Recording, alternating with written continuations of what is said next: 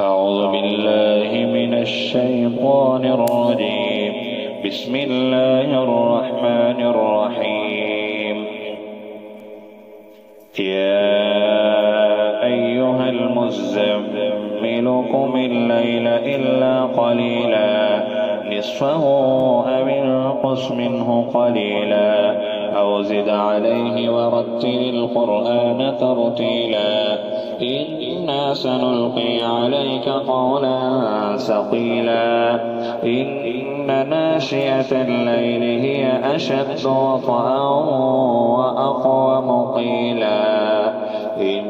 لك في النهار صبحا طويلا واذكر اسم ربك وتبتل إليه تبتيلا رب المشرق والمغرب لا إله إلا هو فاتخذه وكيلا واصبر على ما يقولون واهجرهم هجرا جميلا وذرني والمكذبين أولي النعمة ومهلهم قليلا إن لدينا آكالا وجحيما وطعما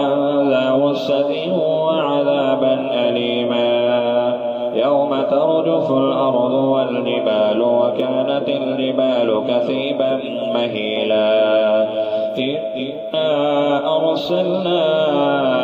إليكم رسولا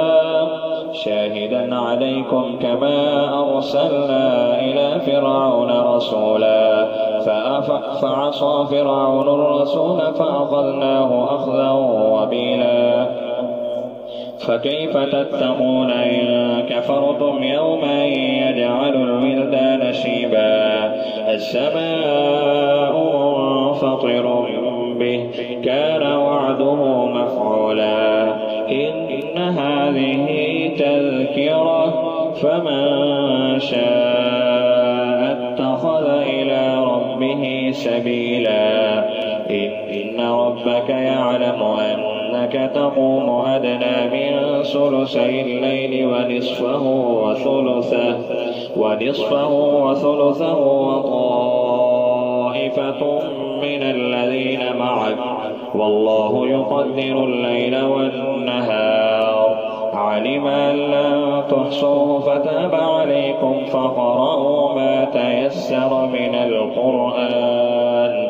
علم أن سيكون منكم مرضى وآخرون يضربون في الأرض يبتغون من فضل الله وآخرون يقاتلون في سبيل الله فقرأوا ما تيسر